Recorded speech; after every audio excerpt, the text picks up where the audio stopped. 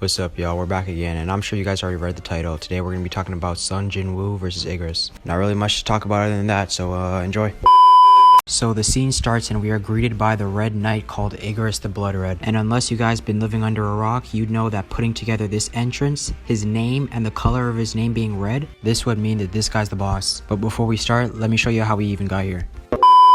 Nothing much really happened, to be honest. We arrived at the dungeon, fought a few enemies, and that's pretty much it. But now that we're all caught up, let's continue. So off rip, you already knew this fight wasn't gonna be easy, and pulls out this dagger from his Minecraft inventory, basically letting Igris know he ain't come lacking. But Igris didn't care about none of that and starts aura farming before the fight even begins. Unfortunately for Jinwoo, Igris said enough and tries speed blitzing him. But Jinwoo doesn't have any time to process what was happening because he's in the same stance he was in 30 seconds ago. He dodges somehow, and this scene reminds me of Kenpachi versus Ichigo. But Igris wasn't done and follows up with another attack, sending him flying. But when bro opens his eyes, Igris was already on his ass again before he could even hit the wall. Igris follows up with another attack and Jinwoo just barely dodges it. He cuts the wall behind him and somehow cuts the wall into pieces from the ground. How the hell did he do that? Cause physics class ain't teach me this. And I guess Igris is a walking heat-seeking missile cause this guy don't miss. This motherfucker don't miss. And yet again, sends him another 40 yards. He looks back up and before this guy could even hit the ground, Mr. Blood Red starts shooting sword energy blasts at him. When he actually does touch the ground, Igris is already turned around ready to swing again. Once again, Jinwoo was in the air. Bro has probably spent more time in the air than he has actually spent on the ground. But I can't even blame him because look at the guy he's fighting. His name is glowing red for crying out loud. I'm half surprised there wasn't a health bar to see how much damage he's actually putting in. But I'm sure even if it was there, that thing would still be at full. He starts running around Igris, kind of like how 1010 was running around Tamari. But he starts swinging and Igris is weaving them blades like he got Ultra Instinct. Like I mean, this guy couldn't get one hit on him, swinging at nothing but oxygen and dreams. Then for some odd reason, he lets go of the knife mid-air, turns around like he's in ballet class and grabs the knife. I don't know why he's trying to aura farm at a time like this, but okay. The worst part is this guy actually got a hit off, but instead of doing any damage, his armor tanks it. Yeah, at this point it might be Gojo over. Igris raises his sword and tries to cut him in half, but he manages on blocking it. And the force of the class starts creating red and blue lightning. I know that the animators had a field day making this. Igris overpowers him once again, making him go flying. Might I add, it's a miracle this guy's clothes are still intact. As if this was Goku, his shirt and half his pants would be gone. Just looking at this frame alone, you could tell this was a mismatch. You basically got LeBron James versus Michelle Obama. But ladies and gentlemen, what I'm about to show you might actually be the stupidest or smartest play I've ever seen from Jinwoo. Because Jinwoo thought because his blade wasn't working, maybe these hands will.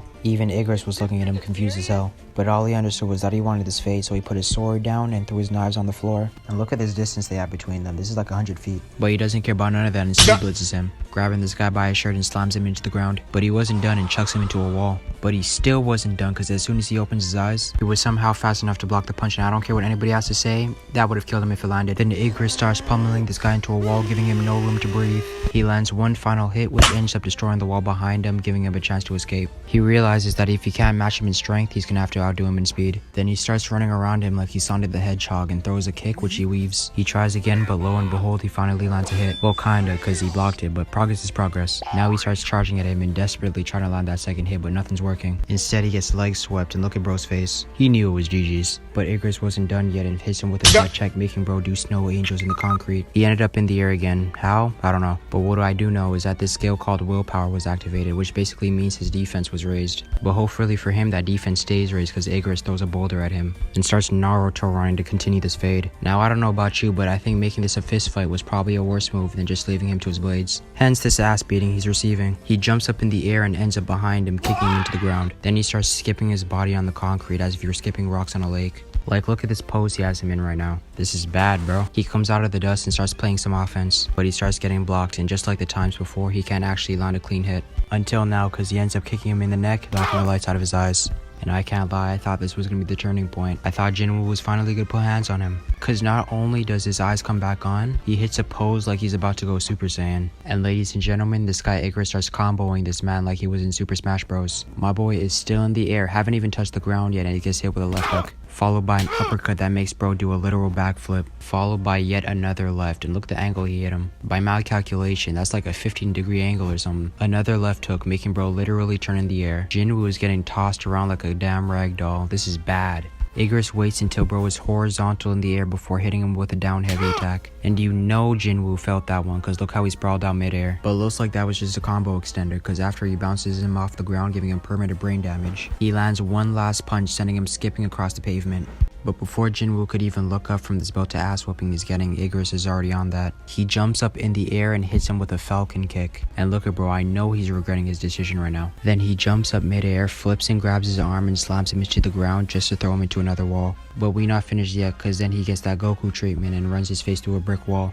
But after getting thrown Mach 4 into a wall, somehow not immediately dying on impact, we cut to him sitting on a throne, tired and clothes still intact. Again, how is nothing ripped? I couldn't even tell you. Bro's attire is made out of pure vibranium. Now Igris is in the process of walking him down just like how Yuji did to Mahito. Actually not really, cause Mahito was crying and running away like a baby. He ain't doing none of that, so he's good in my book. Igris is standing over bro and calls his sword over to deal the finishing blow. But Jinwoo wasn't trying to go out like that and catches the blade. He summons his blade and stabs him in the eye, finally drawing blood. Which confuses me now that I'm editing this, cause I thought bro was just a suit of armor. He then grabs bro and runs him into a wall. And I don't know how he did it, cause after all those walls he was thrown into, I would've thought he got PTSD. But he summons his blade again and stabs him through his chin, finally putting Igris down for good. Anyways, that's it for today's video. Thanks for watching and see you later.